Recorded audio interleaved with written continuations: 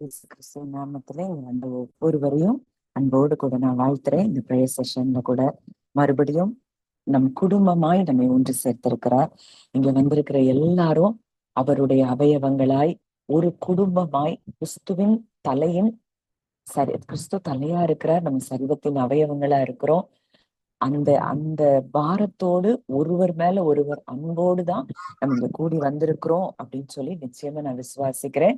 இந்த நாள்ல கூட மகிமையான காரியங்கள் நம் வாழ்க்கையில நிச்சயமாய் தேவன் செய்ய போகிறார் அப்படிங்கிறதுல நமக்கு சந்தேகமே இல்லை.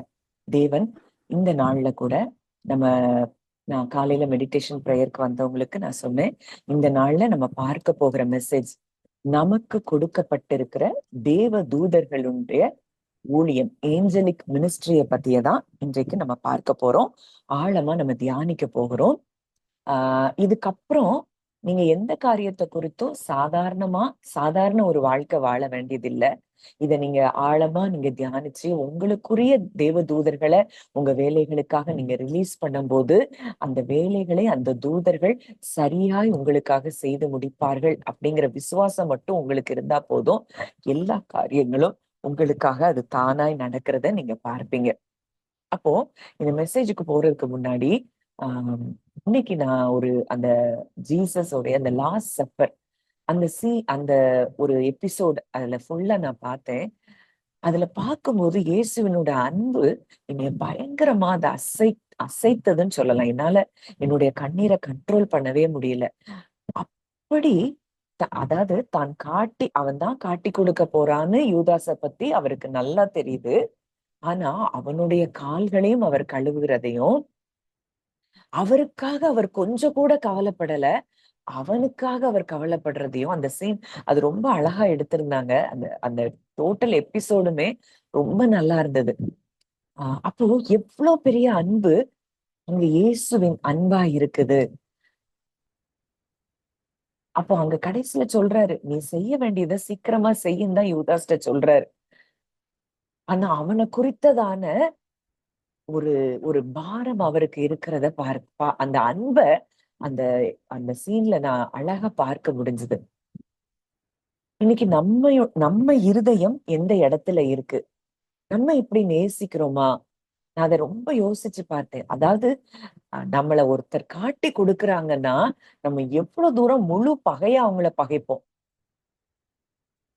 அவன் தான் காட்டி கொடுக்க போறான், அவருக்கு எல்லாம் தெரியும். அங்க எல்லார்கிட்டயும் அவன் போய் அங்க காசு வாங்கிட்டு வந்திருக்கிறான், இங்க வந்து உட்கார்ந்து இங்க நடிச்சிட்டு தான் இருக்கிறான், எல்லாமே தெரியும். ஆனா கூட அவருக்கு அதெல்லாம் பெருசாவே தெரியல. அவருக்கு அவன்தான் பெருசா தெரிகிறாரு. இதுதான் இயேசுவினுடைய அன்பு.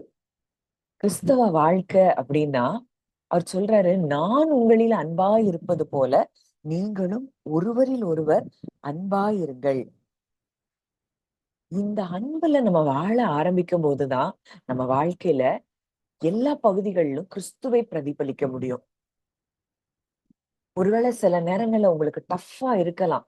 சிலர் ஐயோ எனக்கு இப்படி என்னால முடியலையே அப்படின்னு சொல்லும் போது நீங்க அதையும் அவர்கிட்ட சொல்லும் போது அவர் உங்களுக்காக, நீங்க சோதிக்கப்படுகிற உங்களுக்கு அவர் உதவி செய்ய வல்லவராய் இருக்கிறார். என்னால இந்த இடத்துல இந்த காரியங்களை நான் நான் ஓவர் கம் பண்ண முடியல, நான் சீக்கிரத்துல நான் இந்த இடத்துல கோவப்படுறேன், சீக்கிரத்துல நான் ரியாக்ட் பண்றேன். இல்ல, நானும் கிறிஸ்துவின் அன்பை பிரதிபலிக்கிறவளா இருக்கணும்னு தான் நான் ஆசைப்படுறேன். ஆனா என்னால முடியல.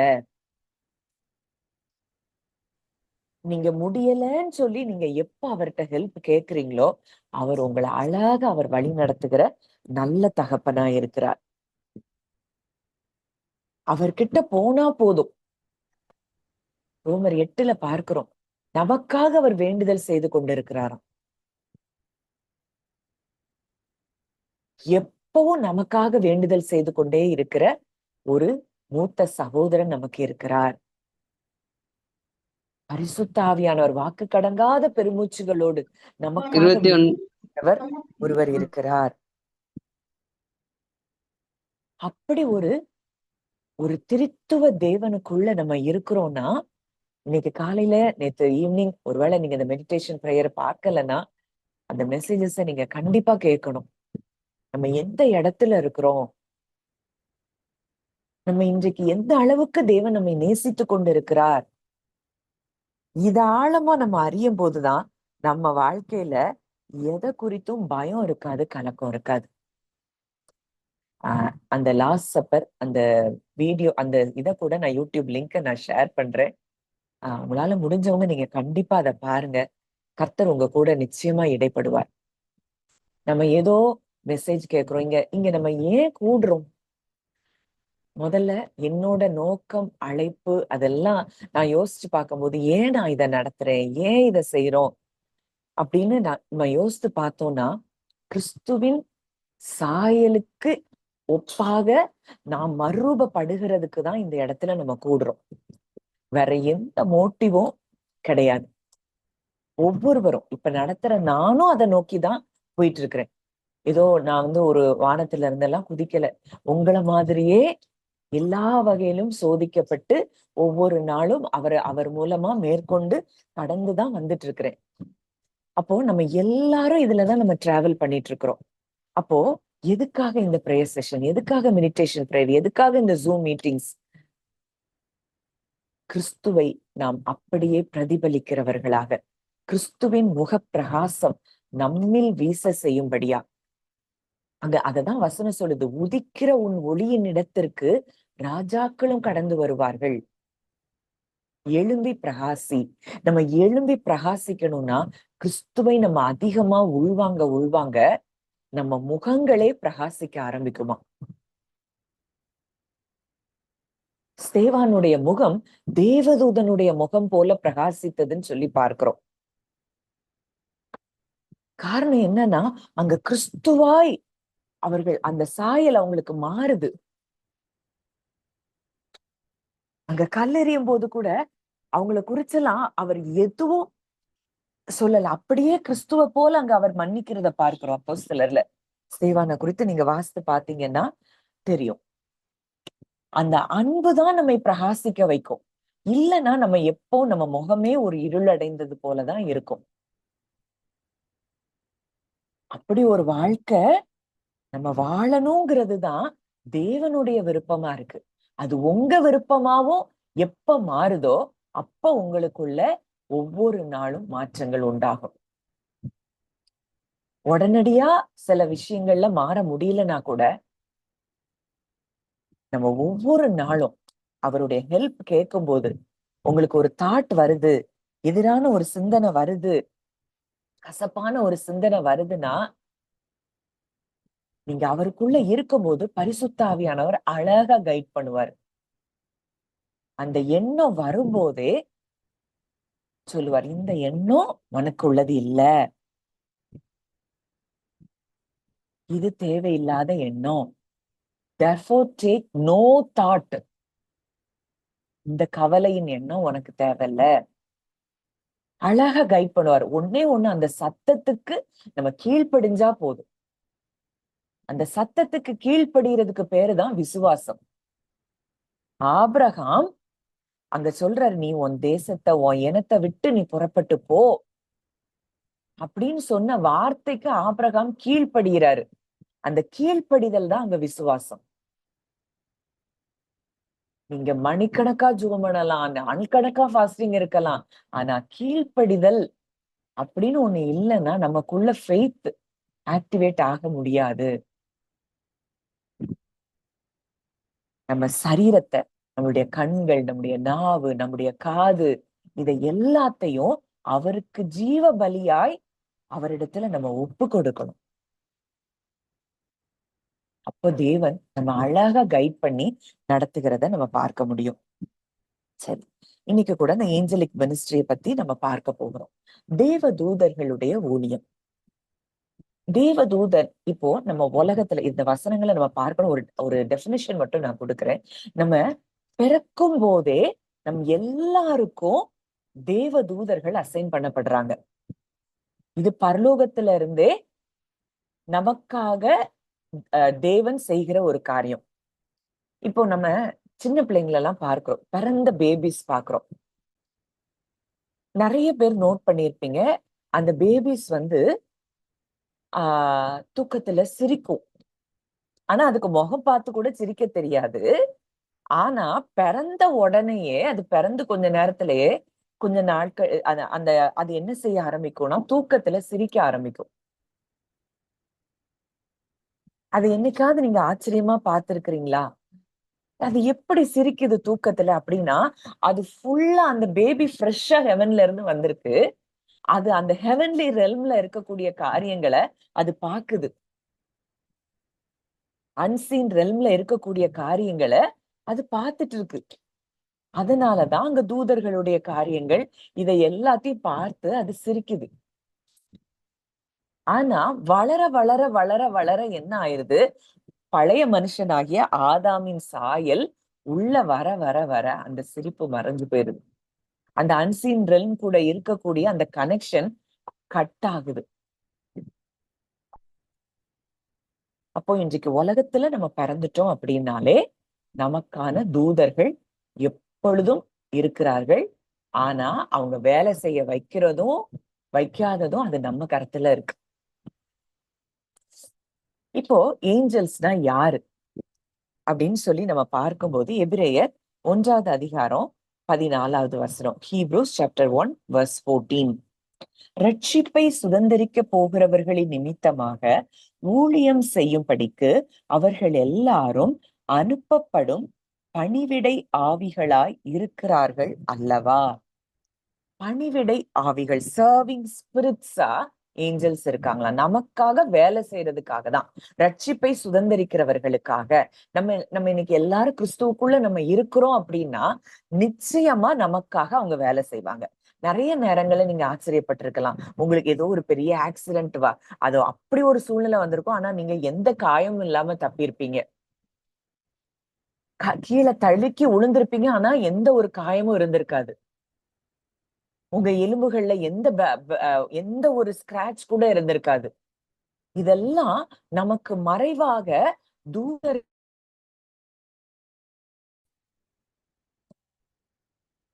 அப்படிங்கறதான் இது காட்டுது. உங்களே நீங்க யோசிச்சு பார்த்தீங்கன்னா, மறைமுகமா எத்தனையோ முறை இந்த தூதர்கள் நமக்காக ஊழியம் செய்து கொண்டுதான் இருக்கிறாங்க. இப்ப என் லைஃப்ல அப்படி ஒரு சம்பவத்தை சொல்லணும்னா, பல வருஷத்துக்கு முன்னாடி நான் ரொம்ப உடைக்கப்பட்ட நிலைமையில இருந்தப்போ, நான் பைபிள் எடுத்து வச்சுட்டு, அப்போ ரொம்ப பைபிள் வசனம் தெரியும், மனப்பாடமா தெரியும். ஆனா புரிஞ்சு படிச்ச நாட்கள்லாம் அப்படி ரொம்ப கிடையாது. கதைகளா தெரியும். அப்போ நான் பைபிள் எடுத்து வாசிக்கிறதுக்கு நான் டேபிள் மேல வச்சுட்டு உட்கார்ந்து இருக்கிறேன். அப்போ நான் ஒரு பக்கத்தை திருப்புறேன். ஆனா திரும்ப திரும்ப திரும்ப ஒரு ஒரு பக்கத்துல வந்து நிக்குது. திருப்பி திருப்புறேன், திரும்பி அதே பக்கத்துல வந்து நிக்குது. 2, 3 தடவை நானும் திருப்புறேன், அதே பக்கத்துல வந்து நிக்குது. அத நான் வாசிச்சப்போ, அது கரெக்ட்டா எனக்காக அந்த வார்த்தை அந்த அந்த பக்கத்துல இருந்தத நான் பார்த்தேன். அந்த அதிகாரம் முழுசையும் நான் வாசிச்சு முடிக்கிறதுக்குள்ள அந்த பைபிளே கண்ணீரினால நனைஞ்சிருச்சு. நான் அப்ப எனக்கு அது ரொம்ப புரியல. இப்ப அத நான் யோசிச்சு பார்க்கிறேன். அப்பவே தூதர்கள் மறைமுகமா எனக்காக அவங்க வேலை செஞ்சிருக்காங்க அப்படின்னு சொல்லி நான் உணர முடியுது. ஏன்னா கரெக்ட்டா நான் எந்த சூழ்நிலையில இருக்கிறேனோ, அது வரைக்கும் நான் அந்த வசனத்த பைபிள்ல நான் படிச்சதே கிடையாது. இதே மாதிரிதான் இது எனக்கு மட்டும் இல்ல, இது நம்ம எல்லாருக்கும் தேவன் வைத்திருக்கிற ஒரு காரியமா இருக்கு. எல்லாருக்காகவும் ஏஞ்சல்ஸ் நிச்சயமா செயல்பட்டு கொண்டுதான் இருக்கிறாங்க. அப்போ the angels are spirit messengers sent by God. தேவனால் அனுப்பப்பட்ட பணிவிடை ஆவிகள். ரட்சிக்கப்படுகிறவர்களுக்காக. அப்போ அவங்க யார பாக்குறாங்களா? அதுல கொடுத்திருக்க அழகா ஒரு விளக்கம். The angels are glad to minister to us for they see us in Christ. கிறிஸ்துவுக்குள்ள அவங்க நம்மை பார்க்கிறாங்களாம். அதனால நமக்காக அவங்க வேலை செய்யறதுக்கு ரொம்ப ஆசையா இருக்காங்களாம். சரி, இந்த தூதர்கள் எப்படி வேலை செய்யறாங்க, அவங்களுக்கு என்னென்னலாம் வேலை, இதெல்லாம் நம்ம கொஞ்சம் டீப்பா நம்ம பார்க்க போறோம். இப்போ நிறைய தேவதூதர்கள், ஒவ்வொருவருக்கும் ஒவ்வொரு டைப் ஆஃப் தேவதூதர்கள் இருக்கிறாங்க. ஒவ்வொருத்தருக்கும் ஒவ்வொரு வேலையை அங்க அசைன் பண்ணி கொடுக்கப்பட்டிருக்கு பரலோகத்துல. இப்போ முதல்ல தூதுவர்களாய் ஏஞ்சல்ஸ் இருக்கிறத பார்க்கிறோம். ஒரு செய்தி கொண்டு வருகிற தூதர்களாய். இதை எங்க பார்க்கிறோம்? லூக்கால அங்க மரியாள் கிட்ட, அங்க சகரியா கிட்ட வர்றதல் அப்பெல்லாம் அங்க தூதன் தான் வர்றான். லூக்கா 1:26. 6ஆம் மாதத்தில் கேப்ரியேல் என்னும் தூதன் மரியாள்கிட்ட வந்து கன்னிகையின் இடத்திற்கு தேவனாலே அனுப்பப்பட்டான். அவள் இருந்த வீட்டில் தேவதூதன் பிரவேசித்து, கிருபை பெற்றவளே வாழ்க அப்படின்னு சொல்லி அங்க அவள்கிட்ட பேசி, உனக்கு நீ ஒரு கர்ப்பத்துல ஒரு குழந்தை பிறக்கும் அப்படிலாம் அதெல்லாம் சொல்றான். அப்போ ஒரு தூதனாய், ஒரு தூதுவனாய், ஒரு மெசேஜ் கொண்டு வர்ற மெசஞ்சரா தூதர்கள் அங்க செயல்படுகிறத நம்ம பார்க்கிறோம்.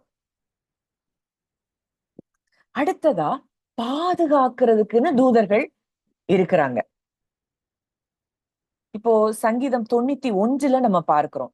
இதெல்லாம் நம்ம அறிஞ்சிருந்தோம்னா நமக்கு என்ன வராது? பயமே இருக்காது. சங்கீதம் 91:11-12. உன் வழிகளிலெல்லாம் உன்னை காக்கும்படி உனக்காக தம்முடைய தூதர்களுக்கு கட்டளையிடுவார். உன் பாதம் கல்லில் இடராதபடிக்கு அவர்கள் உன்னை தங்கள் கைகளில் ஏந்தி கொண்டு போவார்கள். இது யார் அசைன் பண்ணிருக்கா? தேவனே அசைன் பண்ணிருக்கிறாரு நமக்காக. வழிகளில் எல்லாம் நம்ம காக்குறதுக்கு உங்க கண்ணு மட்டும்தான் திறக்கணும். ஆவிக்குரிய கண்கள் திறந்தா இந்த தூதர்கள் எல்லாம் நம்ம பார்க்க முடியும். அவர் தூதர்களுக்கு, நமக்காக அந்த தூதர்களுக்கு என்ன செஞ்சிருக்கிறார்? கட்டளை இட்டு இருக்கிறார். நம் பாதம் கல்லுல எடறி விழாதபடிக்கு அவங்க என்ன செய்யறாங்களாம்? நம்மள அவர்களுடைய கைகள்ல ஏந்தி இருக்காங்களாம். அப்போ இன்னைக்கு அப்படி ஒரு ஒரு அந்த விசுவாசம், அந்த வார்த்தையின் மேல என்னை சுற்றி தூதர்கள் இருக்கிறாங்க. என்னை காக்கும்படிக்கு தேவன் அவர் தம்முடைய தூதர்களுக்கு அவர் கட்டளையிட்டு இருக்கிறார். எனக்கு ஒரு சேதமும் வராது அப்படின்னு இந்த வார்த்தையை யாரு விசுவாசிக்கிறாங்களோ அவங்களுக்கு இந்த காரியங்கள் நிச்சயமாய் பாதுகாவலர்களாய் அவர்கள் இருக்கிறத அவங்க வாழ்க்கையில பார்க்க முடியும். தானியேல் 6:22 அங்க தானியேல் சொல்றாரு, தேவன் அங்க சிங்கத்தின் தம்முடைய தூதனை அனுப்பி சிங்கங்களின் வாய்களை அடைத்து போட்டார். தம் பிள்ளைய பாதுகாக்கிறதுக்கு அந்த சிங்கங்களின் வாய்களை அவர் கட்டி போட்டிருக்கார். தூதனை அனுப்பி கட்டவும் செய்யறாரு, தூதனை அனுப்பி கட்ட அவிழ்க்கவும் செய்யறாரு. அது பேதுருவுடைய காரியத்துல நம்ம பார்க்கிறோம். நம்ம மேல முழு பரலோகமும் கண்ணோக்கமா இருக்கிறத இந்த வார்த்தைகள் மூலம் நீங்க அறிந்து கொள்ளலாம். அடுத்ததா அவங்க எப்படி இருக்கிறாங்க? நமக்காக போராடுகிறவர்களாய், யுத்தம் செய்கிறவர்களாய் இருக்கிறாங்க. பழைய ஏற்பாட்டுல லிட்ரலா அங்க ஒரு தூதன் 185,000 பேரை சங்கரித்து போட்டான்னு 2 ராஜாக்கள் 19ஆம் அதிகாரம் 35வது வசனத்துல பார்க்கிறோம். ஆனா இப்போ நமக்கு யுத்தம் மனுஷரோடு அல்ல, நமக்காக அவர்கள் யாரு கூட சண்டை போடுறாங்க? அந்த வெளிப்படுத்துதல் 12:7.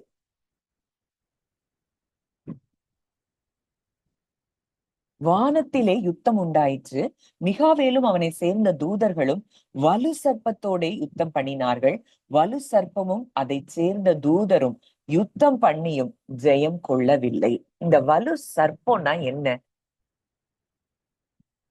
வலு சர்ப்பம் அங்க அது ஆதாம்ல இருந்து இந்த சர்ப்பம் தந்திரமா வஞ்சனை உள்ளதா ஏவாளையும் ஆதாமையும் வஞ்சித்து அவங்கள விழத்தள்ளின அந்த வலு சர்ப்பத்து கூட அந்த பொய்யாய் பேசி கொண்டிருக்கிற அந்த வலு சர்ப்பம் தேவனுடைய அன்பை நம்மள உணர விடாம, தேவன் கிட்ட நெருங்க விடாம, அந்த ஃபெலோஷிப்ல நம்மள இருக்க விடாம, எப்பவும் அந்த ஸ்பிரிச்சுவல் 5 சென்சஸ், பிசிக்கல் சென்சஸ்லயே நம்மள வச்சிருக்கிற அந்த வலு சர்ப்பத்து கூட யார் போராடுறாங்க? மிகாவேலும் அவனை சேர்ந்த தூதர்களும். அப்ப காப்ரியேல் செய்தி கொண்டு வருகிற தூதன், அடுத்ததா நம்மளை பாதுகாக்கிறதற்கு தூதர்கள், அடுத்ததா நமக்கு எதிராய் செயல்படக்கூடிய அந்த வலு சர்ப்பம், அதற்கூட அவங்க யுத்தம் பண்ணி அந்த வலு சர்ப்பமும் அதை சேர்ந்த தூதரும் அவங்கள ஜெயிக்கவே முடியல. இப்ப இன்றைக்கு உங்களுக்கு விரோதமா அவன் எந்தெந்த பொய்களெல்லாம் உங்க இருதயத்துல விதைச்சிட்டு இருக்கிறானோ அது எதுவும் உங்களை மேற்கொள்ள முடியாது. இதுதான் நிஜம், இதுதான் சத்தியம். அடுத்ததா நம்ம பார்க்கிறோம், அங்க தேவதூதன் மனிதர்களை பலப்படுத்துகிறதற்கும் ஊழியம் செய்கிறதுக்கும் அங்க வருகிறத நம்ம பார்க்கிறோம். மத்தேயு 4வது அதிகாரம் 11வது வசனத்துல அங்க இயேசு கிறிஸ்து அந்த சோதனைக்கு பிறகு அங்க தூதர்களுடைய ஊழியம் அங்க நடக்கிறத பார்க்கிறோம். உடனே தேவதூதர்கள் வந்து, அப்பொழுது பிசாசானவன் அவரை விட்டு விலகி போனான். உடனே தேவதூதர்கள் வந்து அவருக்கு பணிவிடை செய்தார்கள். அங்க என்ன பணிவிடை செய்திருக்க முடியும்? அவருக்கு 40 நாள் பசி எடுக்குது. நிச்சயமா அவங்க ஒரு உணவை கொண்டு கொடுத்திருக்க முடியும். அங்க எலியாவுக்கு எப்படி காகமும் அங்க தூதன்னா அங்க போஷிக்கிறத பார்க்கிறோம். தூதன் தட்டி எழுப்புறான், நீ போக வேண்டிய தூரம் வெகு தூரம்னு சொல்லி அங்க உணவை கொண்டு கொடுக்கிறான். அப்படி இப்போ நமக்கு எல்லாமே அவங்க பணிவிடை செய்கிறதுக்காக அங்க பரலோகம் நமக்காக அசைன் பண்ணப்பட்ட தூதர்களா இருக்கிறத பார்க்கிறோம். சரி, இந்த தூதர்கள் நம்ம வாழ்க்கையில எப்படி அவங்கள ஆக்டிவேட் பண்ண முடியும்? முதல்ல நம்ம ஒரு சூழ்நிலையில இருக்கிறோம், ஏதோ ஒரு விடுதலை வேணும், ஏதோ ஒரு ஆபத்துல இருக்கிறோம், இல்ல ஒரு பினான்சியல் ஸ்ட்ரகிள்ல இருக்கிறோம். அந்த நேரத்துல தேவனுடைய வாக்கு தத்தங்களை எடுத்து நம்ம பேசணும். அந்த வாக்கு தத்தங்களை நம்ம எடுத்து பேசும்போது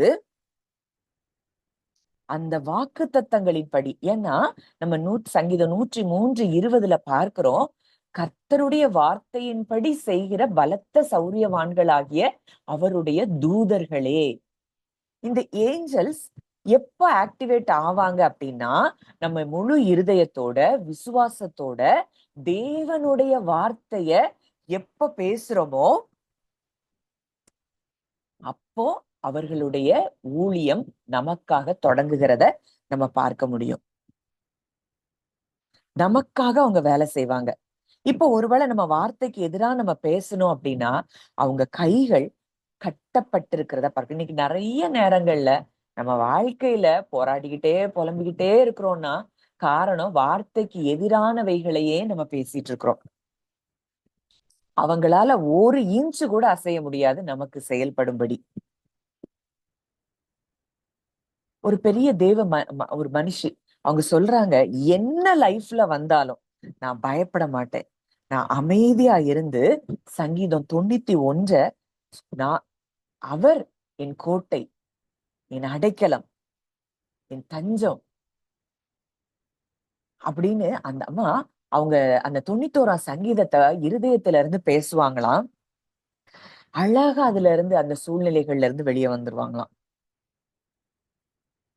இன்றைக்கு நம்ம எந்த இடத்துல நம்ம இருக்கிறோம், நம்ம எதை பேசிட்டு இருக்கிறோம், அது ரொம்ப முக்கியம். ஏஞ்சலிக் மினிஸ்ட்ரி நமக்கு வேணும் அப்படின்னா நம்ம பேசுகிற வார்த்தைகள் ரொம்ப முக்கியம்.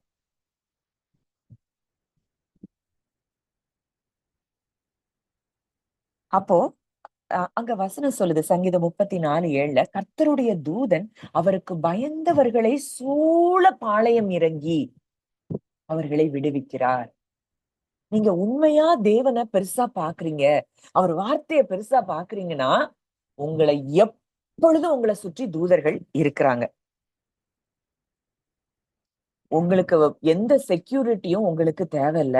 உங்களை சுற்றி தூதர்கள் இருக்கிறாங்கிறத நீங்க ஃபீல் பண்ண ஆரம்பிச்சிட்டீங்கன்னா போதும், உங்களுக்காக அவர்கள் செயல்படுகிறத நீங்க பார்ப்பீங்க, மற்றவங்க அதை சொல்ல முடியும். அந்த ஜான் ஜி பேட்டன் அப்படின்னு சொல்லி ஒரு பெரிய ஒரு மிஷினரி, அவரை கொல்றதுக்காக நிறைய பேர் அந்த ஊர்ல, ஏன்னா அவர் ஊழியம் செய்யக்கூடாதுங்கிறதுக்காக நிறைய பேர் அவரை கொல்றதுக்காக வந்திருக்காங்க. வந்து அவர் வீட்டை பார்த்த உடனே இவங்க எல்லாரும் இவங்க அதை பார்த்துட்டாங்க. ஆனா வீட்டுக்குள்ள இருந்து ஜெபித்து கொண்டு இருக்கிறாங்க. கொஞ்ச நேரத்துல அவங்க யாருமே இல்ல, எல்லாத்தையும் அப்படியே போட்டுட்டு ஓடிட்டாங்களாம். அப்போ அடுத்த நாள் அவங்க அதுல ஒருத்தனை பார்த்து கேட்கும்போது, உங்க வீட்டை சுற்றிலும் ஒரு அக்கினியா, ஒரு அந்த ஒரு பெரிய பெரிய வாள்களோட அங்க பெரிய பெரிய தூதர்கள் நின்னதை நாங்க பார்த்தோம். எங்களுக்கு அவங்கள பார்த்த உடனே பயமாயிருச்சு. நாங்க எல்லாத்தையும் போட்டுட்டு ஓடிட்டோம். இது இப்பவும் நடக்கக்கூடிய ஒரு காரியமா தான் இருக்கு. இது ஏதோ கதை மாதிரி கேட்டுட்டு போனோம்னா நம்ம லைஃப்ல இத செயல்படுறத நம்ம பார்க்க முடியாது. இதுதான் ரியாலிட்டியா நீங்க எப்ப பார்க்கிறீங்களோ, இந்த காரியங்கள் உங்க வாழ்க்கையில செயல்படுகிறத நீங்க பார்க்க முடியும்.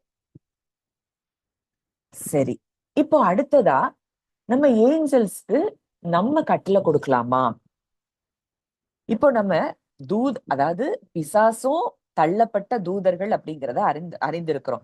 அந்த பிசாச அவங்க நம்ம கட்டளை இட்ட உடனே ஒருத்தருடைய சரீரத்தை விட்டு வெளியே போகுது. ஆனா இப்போ நம்ம ஏஞ்சல்ஸ்க்கு நம்ம கட்டளை கொடுக்க தேவையில்லை.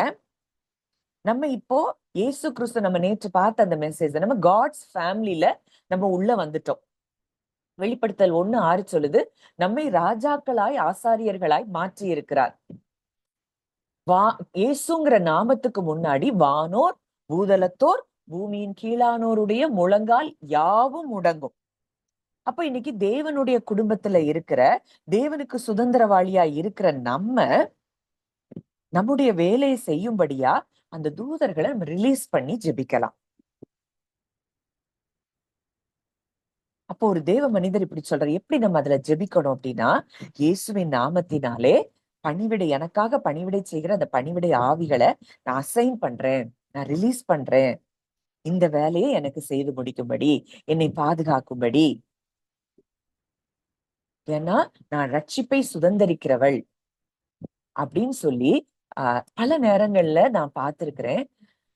ஒரு பைனான்சியல் ஒரு ஒரு ஏதோ ஒண்ணு பணம் வரணும் அப்படின்னா நிறைய பேருடைய சாட்சிகளையும் நான் கேட்டிருக்கிறேன்.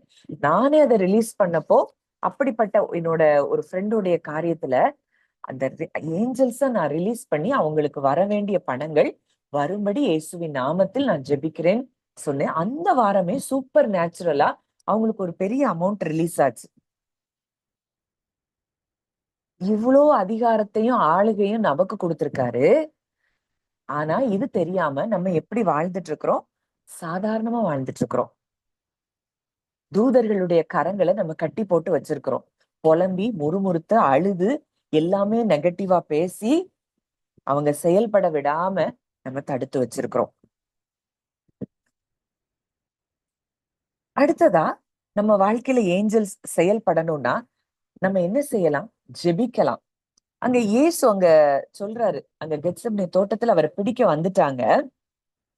அப்ப பேதுரு அங்க வாளை எடுத்து அந்த அந்த சேவகனுடைய காதை அங்க வெட்டும் போது அங்க இயேசு சொல்றாரு, நான் வாசிக்கிறேன், மத்தேயு 26:51 53. அப்பொழுது இயேசுவோடு இருந்தவர்களில் ஒருவன் கை நீட்டி தன் பட்டயத்தை உருவி பிரதான ஆசாரியனுடைய வேலைக்காரனை காதர வெட்டினான். அப்பொழுது இயேசு அவனை நோக்கி, உன் பட்டயத்தை திரும்ப அதன் உரையிலே போடு. பட்டயத்தை எடுக்கிற யாவரும் பட்டயத்தால் மடிந்து போவார்கள். நான் இப்பொழுது என் பிதாவை வேண்டிக் கொண்டால் அவர் 12 லேகியோனுக்கு அதிகமான தூதரை என்னிடத்தில் அனுப்ப மாட்டார் என்று நினைக்கிறாயா? நான் இப்ப கேட்டா கூட என் அப்பா 6000க்கும் எத்தனை ஒரு லேகியோனே 6000 பிசாசு. அப்ப 12 லேகியோன்னா எத்தனை பேர் நீங்க கவுண்ட் பண்ணி பாத்துக்கோங்க, கால்குலேட் பண்ணி பாத்துக்கோங்க. இத்தனை தூதர்களை எனக்கு அனுப்ப மாட்டாரா நான் வேண்டிக் கொண்டால்? இப்போ ஏஞ்சல்ஸ் உங்க சார்பில் ரிலீஸ் பண்ணி வேலை செய்யணும்னா நம்ம என்ன செய்யலாம்? ஜெபிக்கலாம். அடுத்ததா இயேசுவின் நாமத்தை சொல்லி நம்ம சொல்லும் போது அங்க ஏஞ்சல்ஸ் என்ன செய்யறாங்க? ரிலீஸ் ஆறாங்க. எபிரேயர் 1வது அதிகாரம் 6வது வசனம். மேலும் தமது முதற் பேரானவரை உலகத்தில் பிரவேசிக்க செய்தபோது தேவதூதர்கள் யாவரும் அவரை தொழுது கொள்ள கடவர்கள் என்றார். இந்த தேவதூதர்கள் இயேசுங்கிற பேரை கேட்டாலே அவங்க என்ன செய்வாங்க? நம்மை விடுவிக்க, நம்மை பாதுகாக்க, நம் சூழ்நிலைகளை இறங்கி வேலை செய்வாங்க. வேலை செய்ய அவங்க உடனடியா இறங்கி வருவாங்க. ஏன்னா இயேசுங்க அந்த நாமம் அத்தனை வல்லமை உள்ளது. அதனாலதான் என்னை நோக்கி கூப்பிடுங்கிறாரு. ஆபத்து காலத்தில் என்னை நோக்கி கூப்பிடு. அங்க உடனே தூதனை அங்க அவர் அனுப்புவார். இத சொல்லும் போது என் வாழ்க்கையில நடந்த ஒரு சம்பவம். ஒரு பல வருஷம் என் பிள்ளைங்க எல்லாம் ரொம்ப சின்ன பிள்ளைங்களா இருக்கிறப்போ கொடைக்கானல் போயிருந்தோம். கொடைக்கானல்ல ரொம்ப ஒரு ஸ்டீப்பான ஒரு ஒரு அந்த மேடான பகுதி. அதுல ஏறும் போது அங்க என்ன ஆயிருச்சு, எல்லாமே ஜாம் ஆயிருச்சு. கிளட்ச் வந்து ரிலீஸ் ஆகல. பின்னாடி நிறைய வெஹிக்கிள்ஸ், முன்னாடியும் டிராபிக் ஜாம் ஆகுது. எல்லா பக்கமும் ஸ்ட்ரக் ஆகி நிக்குது. காட்ஸ் கிரேஸ், எப்படியோ ஒரு ஓரமா அது எப்படியோ கொண்டு என் ஹஸ்பண்ட் நிறுத்திட்டாங்க. அதுக்கு மேல ஃபுல்லா உள்ள இருந்து புகையா வருது. ஒரு மாதிரி கருகின ஸ்மெல் வருது. என்ன செய்யன்னு தெரியல. நான் ஒன்னே ஒண்ணு இந்த வார்த்தையை மட்டும்தான் சொன்னேன். இந்த வார்த்தை, ஆபத்து காலத்தில் என்னை நோக்கி கூப்பிடு, நான் உன்னை விடுவிப்பேன், நீ என்னை மகிமைப்படுத்துவாய்ன்னு சொல்லி இருக்கிறீங்களேப்பா. எனக்கு இந்த இடத்துல எங்களுக்கு ஹெல்ப் பண்றதுக்கு யார நாங்க உடனடியா கூப்பிட முடியும், எங்க போக முடியும்? பிள்ளைங்க எல்லாம் சின்ன பிள்ளைங்க, ஒன்னும் தெரியாது. நீங்க சொல்லி இருக்கிறீங்க, நான் கூப்பிடுறேன், நீங்க எங்களுக்கு உதவி செய்யுங்க. அது வரைக்கும் எவ்வளவோ ட்ரை பண்றாங்க. அந்த கிளட்ச் வந்து ரிலீஸ் ஆகவே இல்லை. நான் இந்த வார்த்தைய சொல்லி முடிக்கிறேன். டப்புன்னு ஒரு சத்தம் கேட்டது. என் மகன் பெரியவன் முன்னாடி உட்கார்ந்து, அப்பா அப்பா அது மேல வந்துருச்சு அப்படின்னு அவன் சொல்றான். எனக்கு ஆச்சரியமா இருந்தது. அது தானா ரிலீஸ் ஆறதுக்கு அவ்வளவு தூரம் அவங்க ட்ரை பண்றாங்க. அப்பெல்லாம் அது சரியாகல. எவ்வளவு தூரம் அந்த தூதர்களுடைய அங்க செயல் நமக்காக அவர்கள் செயல்பட்டு கொண்டிருக்கிறாங்க அப்படிங்கிறதுக்கு இது ஒரு உதாரணமா நான் பார்க்கிறேன். அப்பெல்லாம் அந்த காரியங்கள் ரொம்ப புரியலன்னா கூட இப்ப நிறைய விஷயங்களை தேவன் புரிய வைக்கிறார். அந்த அவருடைய நாமத்தை சொல்லி கூப்பிட்டா போதும், எந்த இடத்துல நமக்கு உதவி வேணாலும் அந்த இடத்துக்கு உடனடியாய் அவர் நமக்காக தூதர்களை அனுப்பி நமக்காக வேலை செய்யறார். எத்தனையோ சாட்சிகளை நீங்க கேட்டிருப்பீங்க. சிலர்லாம் ரோட்ல நின்னோம், நாங்க தனியா நின்னோம், பயந்தோம், யாரோ ஒருத்தர் எங்களை வந்து கூட்டிட்டு போனாங்க, அது நாங்க திரும்பி பார்த்தோம், அந்த ஆள் இல்லவே இல்லை. இப்படி எல்லாம் இன்னமும் இந்த பூமியில நடந்துட்டுதான் இருக்கு. அதான் நம்ம புதிய ஏற்பாட்டுல அங்க சொல்றோம், நீங்க அந்நியரை உபசரிக்க மறவாதீர்கள். அதனால சில நேரங்கள்ல தேவதூதர்களை கூட நீங்க உபசரிச்சது உண்டு. இதை யாரெல்லாம் நீங்க உண்மையா இப்படி ஒரு தூதர்களின் ஊழியம் நமக்கு இருக்குன்னு நம்புறீங்களோ அவங்களுக்கு இன்னைக்கு அந்த தூதர்களுடைய ஊழியம் ஆக்டிவேட் ஆகும். இல்ல இத மூல அளவுல நம்ம கேட்டுட்டு போனோம்னா நம்ம லைஃப்ல இத பார்க்க முடியாது. அப்போ நம்ம இருதயத்துல அத ஆழமா ட்ரஸ்ட் பண்ணி, நிச்சயமாய் தேவன் எங்களுக்காக அவர் தம்முடைய தூதர்களை அனுப்புகிறார் அப்படின்னு விசுவாசிச்சு நீங்க உடனடியா அவருக்கு நன்றி சொல்லி அவரை பிரைஸ் பண்ண ஆரம்பிங்க. எனக்காக நீர் உடைய தூதர்களை அனுப்பி இருக்கிறீங்க. அங்க எலியேசர் போறதுக்கு முன்னாடி ஆபிரகாம் சொல்றாரு, உனக்கு முன்னாடி ஒரு தூதன் கர்த்தர் அனுப்புவாராக, நேர் பாதையில நடத்தும்படி. அங்க அழகா டைரக்ட் பண்ணிட்டு போறத பார்க்கிறோம். இப்போ என்னோட 2வது மகனுடைய அட்மிஷன்ல கூட எத்தனையோ ஒரு குழப்பங்கள் தான். அவனை எங்க சேர்க்கறது, ஏதோ பயங்கரமான குழப்பம் தான். ஆனா நாங்க போனப்போ நான் ஒண்ணுதான் நான் ஜோம் பண்ணிட்டு போனேன். எங்களுக்கு முன்னாடி உங்க தூதனை நீங்க அனுப்புங்க, அந்த தூதன் எங்களை நேர் பாதையில நடத்திட்டு போட்டோம் அப்படின்னு மட்டும்தான் நான் சொன்னேன். ஜூம் பண்ணிட்டு போனோம் அழகா. ஆனா அந்த சூழ்நிலை அந்த அந்த நேரத்துல பார்க்கும்போது இது ஏன் இப்படி நடக்குது, இப்படி ஒரு குழப்பம் வர இப்படிலாம் தோணுச்சு. ஆனா முடிவுல அன்னைக்கு நாங்க அந்த காலேஜ்ல அட்மிஷன் கிடைச்சப்போ தமிழ்நாட்டுல ஒரு பெஸ்ட் காலேஜ்ல அட்மிஷன் கிடைக்குதுன்னா அது நான் யோசிச்சு கூட பார்க்கல. அது அவனுக்காக கொடுக்கப்பட்ட தீர்க்க தரிசன வார்த்தை.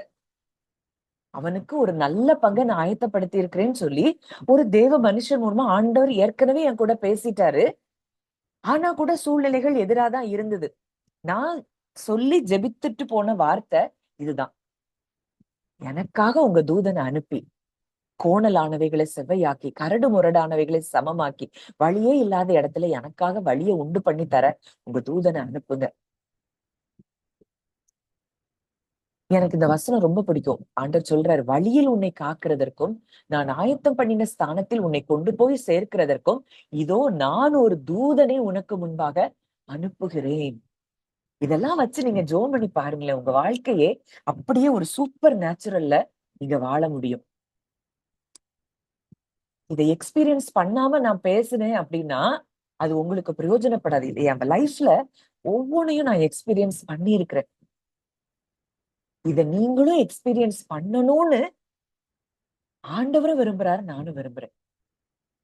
சாதாரணமான வாழ்க்கை வாழ நாம் அழைக்கப்படல. இன்னைக்கு நம்ம பலத்துல நிறைய பேர் என்னன்னா, நம்ம பலத்துலதான் நம்ம பாதுகாப்பு, நம்ம பலத்துலதான் நமக்கு விடுதலைன்னு முயற்சி பண்ணி எத்தனையோ விஷயங்கள்ல போராடிட்டு இருக்கிறாங்க. சிம்பிளா அவர் என்னை சுற்றி தூதர்களை வச்சிருக்கிறார். எனக்கு ஒரு தீங்கும் நேரிடாது.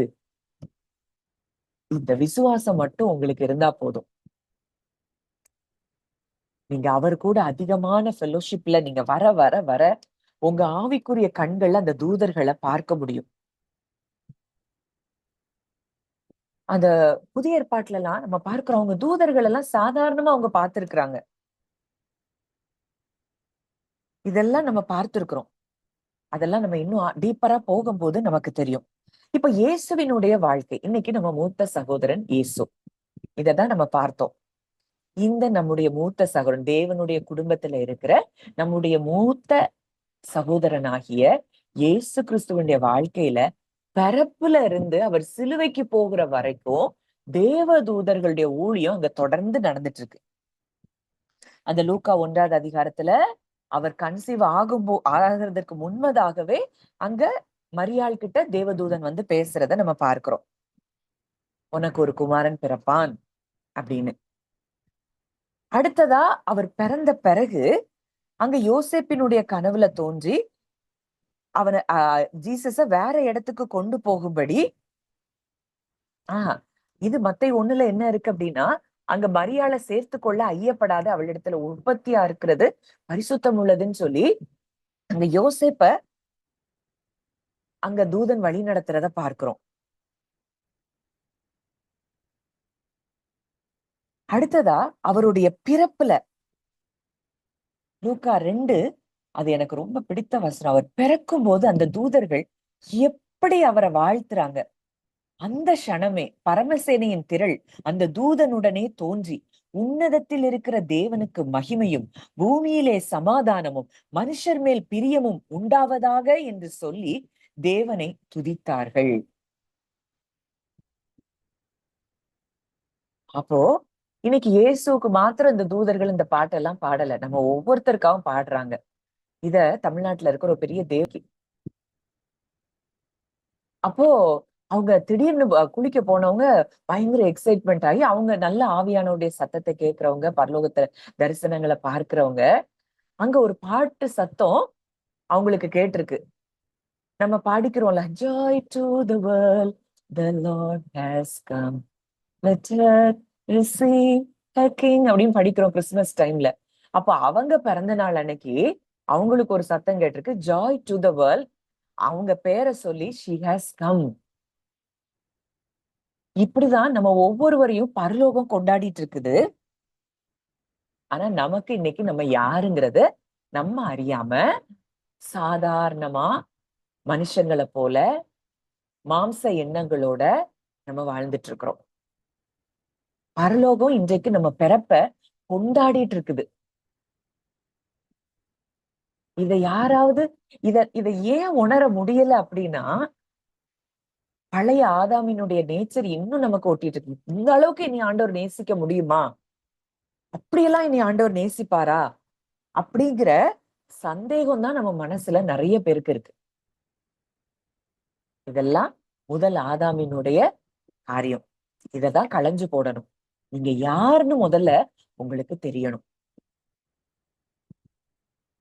அடுத்ததா அந்த மத்தேயு 2ல அங்க ஏஞ்சல் வார்ன் பண்ணி அங்க யோசேப்பு பிள்ளைய தூக்கிட்டு வேற ஒரு எகிப்துக்கு போறத பார்க்கிறோம். அப்போ டைரக்ட் பண்றத பார்க்கிறோம் அந்த இடத்துல.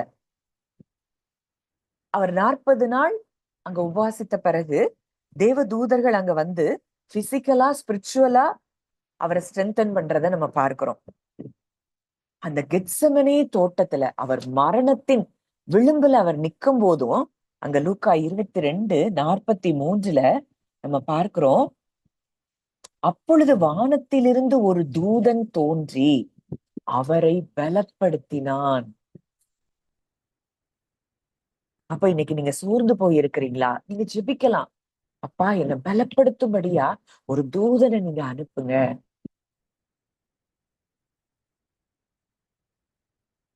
அவர் நாமத்தை சொன்னாலே போதும், உங்களை பலப்படுத்துறதுக்கு தூதர்கள் அத்தனை பேர் வருவாங்க. இது மாத்திரம் இல்ல, அவர் மரிக்க போகும்போதும் அங்க தூதன், மரித்து உயிர் தெழுந்த பிறகும் அங்க தூதன் வந்து நிக்கிறத பார்க்கிறோம். மத்தேயு 28:2-6. அப்பொழுது பூமி மிகவும் அதிரும்படி கர்த்தருடைய தூதன் வானத்திலிருந்து இறங்கி வந்து வாசலில் இருந்த கல்லை புரட்டி தள்ளி அதின் மேல் உட்கார்ந்தான். அவனுடைய ரூபம் மின்னல் போலவும் அவனுடைய வஸ்திரம் உறைந்த மழையைப் போல வெண்மையாகவும் இருந்தது. காவலாளர் அவனுக்கு பயந்ததினால் திடுக்கிட்டு செத்தவர்கள் போல் ஆனார்கள். தூதன் அந்த ஸ்திரீகளை நோக்கி, நீங்கள் பயப்படாதிருங்கள், சிலுவையில் அறையப்பட்ட இயேசுவை தேடுகிறீர்கள் என்று அறிவேன். அவர் இங்கே இல்லை, தாம் சொன்னபடியே உயிர்த்தெழுந்தார். கர்த்தரை வைத்த இடத்தை வந்து பாருங்கள். சீக்கிரமாய் போய் அவர் மரித்தோரிலிருந்து எழுந்தார் என்று அவருடைய சீஷர்களுக்கு சொல்லுங்கள். அவர் உங்களுக்கு முன்னே கலிலேயாவுக்கு போகிறார், அங்கே அவரை காண்பீர்கள். இதோ உங்களுக்கு சொன்னேன் என்றான். பரலோகத்துல இருந்து அந்த ஃப்ரெஷ்ஷா அந்த மெசேஜ, அந்த உயிர் தெழுந்த உடனேயே அங்க தூதன் அங்க வந்து அங்க பார்க்க வந்தவங்களுக்கு அங்க அந்த செய்திகளை சொல்றத பார்க்கிறோம். மகதலேனா மரியாளுக்கும் மற்ற மரியாளுக்கும் 2 ஏஞ்சல்ஸ் அங்க இருக்கிறாங்க.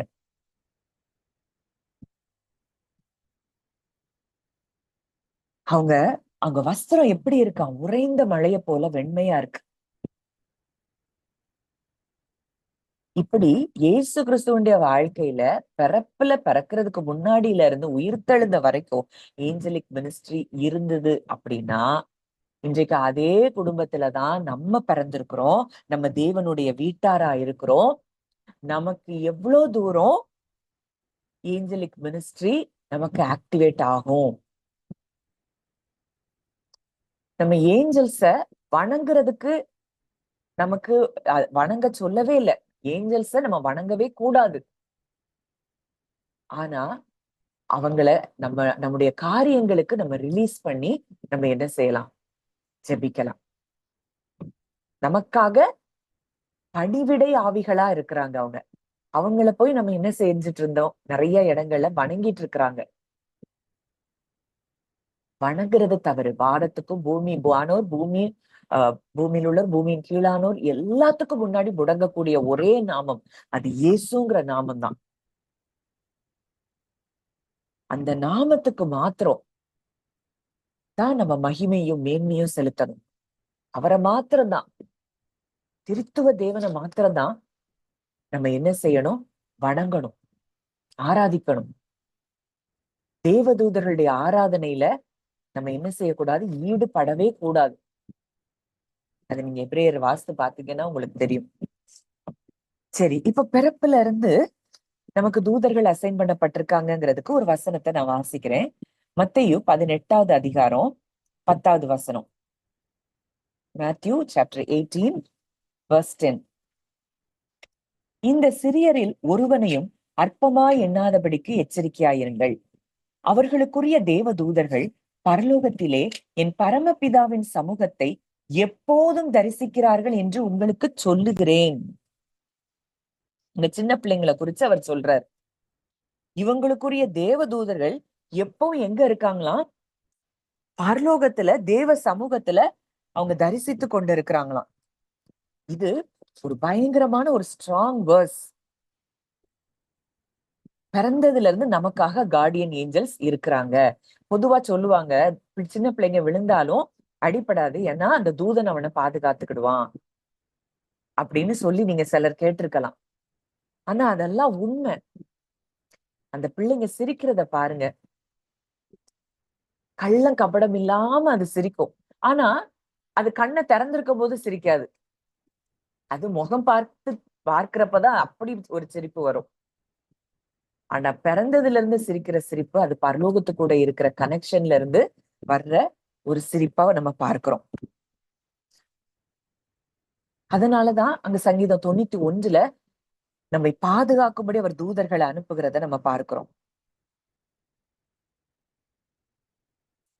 இங்க பேதுருக்கு ஒரு சம்பவம் நடக்குது.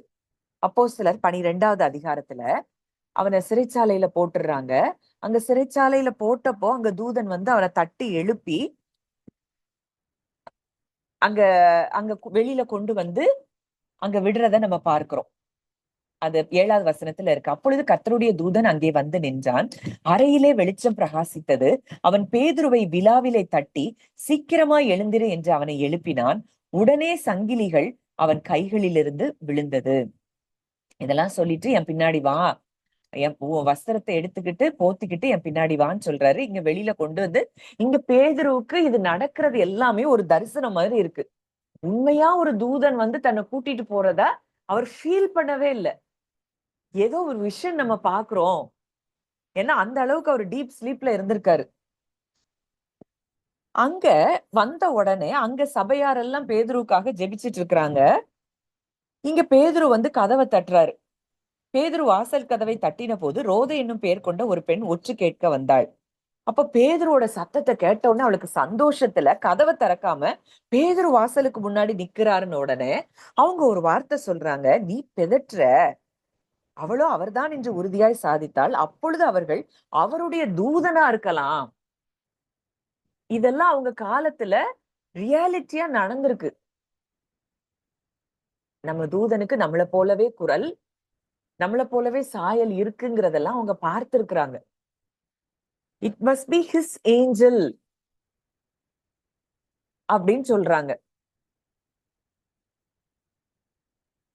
அப்போ எல்லாருக்கும் தூதர்கள் அசைன் பண்ணப்பட்டிருக்கிறத இது நிமித்தம் நம்ம என்ன செய்யலாம்? அறிந்து கொள்ளலாம். உங்களுக்காகவும் தேவன் தம்முடைய தூதர்களை அவர் ஏற்கனவே உங்க பிறப்பிலேயே அவர் அசைன் பண்ணிட்டார். அவங்க எல்லாரும் நமக்காக உதவி செய்யும்படியாய், பணிவிடை செய்யும்படியாய் அவங்க காத்துக்கிட்டு இருக்காங்க. எப்போ உங்ககிட்ட இருந்து வார்த்தை வரும்? இப்போ இந்த இடத்துல நீங்க இந்த இந்த செய்தியில, இந்த மெசேஜ்ல நீங்க எவ்வளவுக்கு நீங்க ட்ரஸ்ட் பண்றீங்களோ, உங்களுக்கு என்ன தேவையா இருக்கலாம், அத அத கொண்டு வரும்படியா உங்க தூதனுக்கு நீங்க சொல்லி பாருங்க. அது தானா உங்களுக்காக வந்து சேருகிறத நீங்க ஒவ்வொருத்தரும் பார்க்க முடியும். எத்தனையோ சூப்பர் நேச்சுரலா நம்ம வேதத்துல பார்க்கிறோம். தூதர்களுடைய இன்டர்வென்ஷன் அங்க ஆபிரகாமுக்கு இருக்குது. அங்க யாக்கோபு, இது முதல் யாக்கோபுக்கு ஆண்டவர் சொல்றாரு, இது முதல் தேவ தூதர்கள் வானத்திலிருந்து ஏறுகிறவர்களாகவும் இறங்குகிறவர்களாகவும் காணப்படுவார்கள். அங்க இதே வார்த்தையை இயேசு யாருக்கு சொல்றாரு? நாத்தான்வேலுக்கு சொல்றாரு. யோவான் 1வது அதிகாரத்துல. பின்னும் அவர் அவனை நோக்கி, வானம் திறந்திருக்கிறதையும் தேவ தூதர்கள் மனுஷகுமாரனிடத்திலிருந்து ஏறுகிறதையும் இறங்குகிறதையும் நீங்கள் இது முதல் காண்பீர்கள் என்று மெய்யாகவே மெய்யாகவே உங்களுக்கு சொல்லுகிறேன். இத நம்ம பாக்குறோமா? ஏன் பார்க்கலன்னா நம்ம ஆவிக்குரிய கண்கள் திறக்கப்படல. இன்னைக்கு பரலோகமும் பூமியும் ஒன்றா இணைக்கப்பட்டிருக்கிறது. அங்க உள்ளதை ஈஸியா நம்மளால பார்க்க முடியும். ஆனா நம்ம ஹார்ட் இன்னும் அந்த ஒரு சைலண்ட், அந்த ஒரு அமைதியான நிலைக்கு, ஸ்டில் ஸ்டேஜுக்கு வராததுனால இந்த ஹெவன்லி எக்ஸ்பீரியன்சஸ் எதையும் நம்ம பார்க்க முடியல, அனுபவிக்க முடியல. சாதாரணமா ஒரு சண்டே சர்வீஸ் போனோமா, கேட்டோமா, அவ்வளவுதான். அதுக்கு மேல இல்ல, இன்னும் இந்த கிறிஸ்தவ வாழ்க்கையில ஏதோ ஒண்ணு இருக்குது அப்படின்னு யார் ஒருவர் தாகமா தேடுறீங்களோ அவங்களுக்கு ஆண்டவர் இந்த காரியங்கள் எல்லாத்தையும் வெளிப்படுத்தி காட்டுவார். நீங்க இந்த உலகத்துல உள்ளவங்க, உலகத்துல உள்ள மனுஷங்க இதையே பார்த்துக்கிட்டு இருக்கிற வரைக்கும் இந்த நம்முடைய கண்கள் என்ன செய்யாது, திறக்கப்படாது. இது எல்லாத்தையும் அப்பா பார்த்துக்கிடுவார் அப்படின்னு அந்த அப்பா மேல நம்பிக்கை வச்சு அவர்கிட்ட எல்லாத்தையும் கொடுத்துட்டு, நீங்க எப்போ ஒரு ஸ்டில் ஸ்டேஜ்ல வர்றீங்களோ, அமைதலான உங்க இருதயம் அப்படியே அமைதியா மாறுதோ, அந்த நிமிஷத்துல இருந்து ஆவிக்குரிய கண்கள் உங்களுக்கு திறக்கப்படுறத நீங்க பார்க்க முடியும். ஏன்னா இது யாரும் சொல்லல, இது இயேசு கிறிஸ்து சொன்ன ஒரு வார்த்தை. தேவதூதர்கள் மனுஷகுமாரனிடத்திலிருந்து ஏறுகிறதையும் இறங்குகிறதையும் நீங்கள் இது முதல் காண்பீர்கள் என்று மெய்யாகவே மெய்யாகவே உங்களுக்கு சொல்லுகிறேன். அப்ப அவர் சொன்னா அதுல பொய் இருக்குமா? நீங்க அமைதியா, அதுக்குதான் மெடிடேஷன். இந்த மெடிடேஷன் பண்ண பண்ண பண்ண பண்ண உங்க இருதயம் ரெஸ்டுக்குள்ள வந்துரும். அப்பதான் அவர் சத்தத்தையும் நம்ம கிளியரா கேட்க முடியும். ஆவிக்குரிய உலகத்துல நடக்கிற காரியங்களையும் நம்ம தெளிவா பார்க்க முடியும். இல்ல சாதாரண ஒரு ஒரு வாழ்க்கை, தேவைக்காக ஆண்டவர்கிட்ட ஜெபம் பண்ணிட்டு, அது தேவை கிடைச்ச உடனே அதுக்கு ஒரு சாட்சி சொல்லிட்டு, இதே வாழ்க்கை, இதுதான் நம்ம கடைசி வரைக்கும் நம்ம ஒரு வாழ்க்கையா இருக்கும். எந்த ஒரு ஹெவன்லி எக்ஸ்பீரியன்சஸையும் நம்மளால பார்க்க முடியாது. ஆனா நம்ம அப்படி இருக்கிறது தேவனுடைய விருப்பம் இல்லை. நம்ம இந்த எக்ஸ்பீரியன்ஸ்லாம் நம்ம பண்ணணுங்கிறது தான் தேவனுடைய விருப்பமா இருக்கு. அழகா கைட் பண்ணுகிறதுக்கு அங்க பிலிப்பு கிட்ட அங்க தூதன் வந்து, நீ போய் அந்த ரதத்துடனே சேர்ந்து கொள், அதெல்லாம் அழகா அங்க கைட் பண்ணி அங்க நடத்துறத நம்ம பார்க்கிறோம். அப்போஸ்தலர்ல வரும்.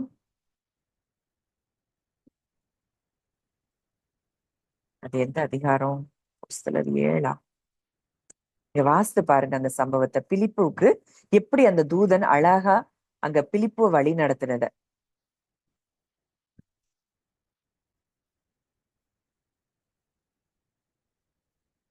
அப்போ இப்படிப்பட்ட தூதர்களுடைய ஊழியம் நமக்கு இருக்குதுன்னா நம்ம எந்த அளவுக்கு அவரை பெருசா பார்க்கணும். நமக்காகவே இந்த தூதர்களை அவர் வைத்திருக்கிறாராம். அந்த தேவனை, இப்படிப்பட்ட ஒரு அன்புள்ள ஒரு தகப்பனை நம்ம ஆராதித்து கொண்டிருக்கிறோம். இந்த தகப்பன் இன்றைக்கு நீங்க பார்க்கும்படி அவர் உங்க கண்களை அவர் திறக்கிறார். பரலோக தரிசனங்களை காணும்படி நிச்சயமா அவர் உங்க கண்களை திறப்பார். உங்க தரிசனத்துல நீங்க ஜோம் பண்ணிட்டு இருக்கிறப்பயே இங்க பரலோகம் வானம் திறந்திருக்கிறத நீங்க பார்க்க முடியும். உங்களுடைய தூதர்களை நீங்க பார்க்க முடியும். சில நேரங்கள்ல இதுல இதுல எத்தனை பேருக்கு அந்த பிராக்டிஸ் இருக்குன்னு தெரியல. நம்ம காலையில எழும்பணும்னு நினைப்போம். அப்பா என்னை எழுப்பி விட்டுருங்க அப்படின்னு சொல்லிட்டு படுப்போம். லிட்ரலா நம்மளை யாரோ தட்டி எழுப்புற மாதிரி இருக்கும். இதை எத்தனை பேர் ஃபீல் பண்ணிருக்கீங்கன்னு தெரியல. நான் அதை நிறைய நேரம் உணர்ந்திருக்கிறேன். இது யாரு? நம்ம கூட இருக்கிற தூதன். இந்த தூதன் நமக்கு கூட இருக்கிறப்போ எல்லா வகையிலையும் நமக்காக உதவி செய்கிற அக்கா அனுப்பியிருக்காங்க. அப்போஸ்தலர் 8 இருக்கு. எந்த வசனம்க்கா? அந்த 8:26 பார்க்கிறோம். பின்பு கர்த்தருடைய தூதன் பிலிப்பை நோக்கி, நீ எழுந்து தெற்கு முகமாய் எருசலேமில் இருந்து காசா பட்டணத்துக்கு போகிற வனாந்திர மார்க்கமாய் போ. ஏன்னா அங்க எத்தியோப்பிய ராஜஸ்திரியினுடைய மந்திரிக்கு சுவிசேஷம் சொல்லப்பட வேண்டியது இருக்கு. அதனால இந்த பிலிப்புவ அழகா அந்த தூதனங்க வழி நடத்திட்டு போறத பார்க்கிறோம். ஏசாயா தீர்க்கதரிசியின் ஆகமத்தை வாசிச்சுட்டு இருக்கிறான். அப்ப ஆவியானவர் சொல்றாரு, நீ இந்த ரதத்தோட சேர்ந்து கொள்ள. அங்க தூதனுடைய ஊழியம் இருக்கு, ஆவியானவருடைய ஊழியம் இருக்கு. இது எல்லாத்தையும் அங்க எக்ஸ்பிளைன் பண்ண உடனே அவர் ஞான ஸ்நானமே அங்க பெற்றுக்கொள்றாரு. அங்க தூதன் அழகா வழி நடத்துகிறத பார்க்கிறோம். எனக்கு சமீபத்துல ஒரு டெஸ்டிமனி நம்ம குரூப்ல இருக்கிற ஒரு பிள்ளைதான். அப்போ அவளுடைய விருப்பம், அவளுடைய வாஞ்சை என்னவா இருந்துதான், நான் எப்படியாவது ஆண்டவரை அறியணும். நான் ஆண்டவரை இன்னும் ஆழமா எனக்கு தெரியல. ஒரு பிரேயர் குரூப்ல அவ இருக்கிறானா, அந்த அந்த பிரேயர் குரூப்ல நீங்க தீர்க்க தரிசனம் சொல்லணும், அந்நிய பாஷை பேசணும், இதுக்கு நீங்க ஜெபம் பண்ணுங்க அப்படின்னு சொல்றப்போ, இதெல்லாம் எனக்கு தெரியல. அவங்களாம் தேவனுடைய சத்தத்தை கேட்கிறேன்னு சொல்றாங்க, எனக்கு இது இல்லையே. அப்போ என்கிட்ட என்ன, நான் இன்னும் அவரை அறியலையா? என் கூட ஆண்டவர் பேச மாட்டாரா? எனக்கு இன்னும் ஆண்டவரை பத்தி தெரியணுமே அப்படின்னு சொல்லி அவ ஜெபம் பண்ணிட்டே இருந்திருக்கிறா. அப்ப அவ ஒரு மெசேஜ் கேட்கும்போது அங்க அவர் சொல்லியிருக்கிறாரு, உங்களுக்குன்னு உங்க ஸ்பிரிச்சுவல் குரோத்ல உங்களை வளர்க்கும்படியா உங்களுக்கு ஒரு ஒரு மென்டார் யாராவது நீங்க இருந்தாங்க அப்படின்னா அவங்க அழகா உங்களை கைட் பண்ணுவாங்க அப்படின்னு சொல்லி அவர் சொல்லியிருக்கிறார் அந்த மெசேஜ்ல. அப்ப அதை வச்சுட்டு அவ ஜெபம் பண்ணி இருக்கிறா, எனக்கு ஒருத்தவங்க எனக்கு கைட் பண்ணணும். நான் ஜென்ஸ்ட் எல்லாம் என்னோட காரியங்களை ஷேர் பண்ண முடியாது. அப்போ எனக்கு ஒரு அக்கா வேணும். எனக்கு ஒரு அக்கா மாதிரி அவங்க அனுபவத்துல, அவங்க வார்த்தையில அவங்க எனக்கு சொல்லி கொடுக்குறவங்களா இருக்கணும் அப்படின்னு சொல்லி அவ ஜெபம் பண்ணிட்டு இருந்திருக்க. 2 நாள் ஜெபம் பண்ணேன்னு சொன்ன ஞாபகம். அந்த 2வது நாள் அங்க யூடியூப்ல அவ இருக்கிறது மத்திய பிரதேஷ்ல. யூடியூப்ல நமக்கு பெரிய அளவுல எல்லாம் நம்ம செய்யல, எந்த அட்வர்டைஸ்மெண்ட் நமக்கு கிடையாது. ஆனா யூடியூப்ல ஏதோ ஒரு மெசேஜ தேடும் போது நம்ம மெசேஜ் ஒண்ணு வந்திருக்கு. அதை பார்த்து அதை கேட்கவும் அவளுக்கு பேசணும்னு தோணி அவ என்கிட்ட கான்டாக்ட் பண்ணி, இப்போ கிட்டத்தட்ட அவ ஒரு 1 வீக்குள்ளதான் இருக்கும்.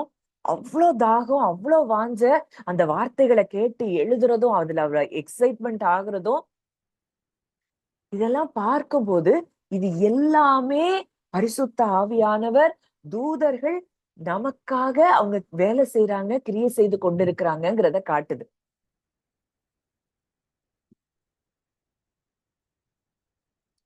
இங்க மேர்லினை கூட நான் அப்படிதான் சொல்ல முடியும். மேர்லின் எனக்கு தெரியாது, என்னுடைய தங்கச்சியோடைய ஃப்ரெண்டு, எங்க பெரியப்பா மகளுக்கு ஃப்ரெண்டு. எனக்கு ஆனா அவளுக்கு என்ன தெரியுமா, எனக்கு அவளை தெரியல. அப்போ ஒரு ஒரு காலகட்டம் அவ சில காரியங்களை சத்தியத்தை தேடிட்டு இருக்கிறப்போ அவ அவ எண்ணத்துல ஒன்னே ஒண்ணு தோணிருக்கு, ஏன் தங்கச்சி கூட பேசணும் பேசணும்னு அவ உள்ளத்துல தோணிட்டே இருந்திருக்கு. அப்போ அவ பேசினப்போ அவ ஒரு ஒரு இந்த ட்ரூத் நான் சொல்லி கொடுக்கறத இன்னொருத்தவங்க சொல்லி கொடுக்குறாங்க, அந்த ட்ரூத் அவ கேட்டுட்டு இருந்திருக்கா. அதுலயும் சில சந்தேகங்கள் இருந்திருக்கு. அப்போ என் தங்கச்சி கிட்ட பேசப்போ, ஆமா அக்காவும் அந்த ட்ரூத் தான் சொல்லி கொடுக்குறா, அக்காவும் ஜூம் மீட்டிங் எல்லாம் நடத்துறான்னு உடனே அவ சொன்ன வேடிக்கையான விஷயம் என்ன அப்படின்னா, அப்போ என் தங்கச்சி அவளை அட்வர்டைஸ் பண்றா போல அக்காவ அப்படின்னு தான் முதல்ல நினைச்சாலும். ஆனா அங்க உள்ள வந்த பிறகு பல காரியங்களை அவளும் கற்றுக்கொள்ள கற்றுக்கொள்ள அந்த தாகமும் அந்த இருதய விண்ணப்பங்களும் அங்க எப்படி நம்மள கனெக்ட் பண்ணுது. இன்னைக்கு இந்த இடத்துல வந்திருக்கிறீங்க, இதுல எனக்கு நிறைய பேர் யாருன்னு கூட எனக்கு தெரியல, உங்க பேர்கள் எல்லாம் புதுசா இருக்கு. ஆனா எப்படி கனெக்ட் ஆறீங்கன்னா உங்க இருதய விண்ணப்பங்களும் வாஞ்சைகளும். ஏன்னா நான் அப்படிதான் இந்த சத்தியத்தை அறியும் போது என்ன ஆண்டவர் பலர் கூட கனெக்ட் பண்ணாரு. ஏதாவது ஒரு சந்தேகம் வரும், இது எனக்கு புரியணுமே அப்படின்னா அப்ப யாரையாவது எனக்கு கூட கனெக்ட் பண்ணுவாரு. இதெல்லாம் பரலோகம் நம்முடைய ஒவ்வொரு விண்ணப்பத்தையும் கேட்டுக்கொண்டு இருக்கிறது அப்படிங்கிறதுக்கு அடையாளம். இன்னைக்கு இவ்வளவு பெரிய, இப்படி நம்ம மேலேயே நோக்கமா இருக்கிற ஒரு தேவன் நம்ம கூட இருக்கிறாருன்னா, இன்னைக்கு எதை பத்தி நம்ம கவலைப்படணும்? உங்களை நேசிக்கிறதுனாலதான் நீங்க இதை கேட்டுட்டு இருக்கிறீங்க.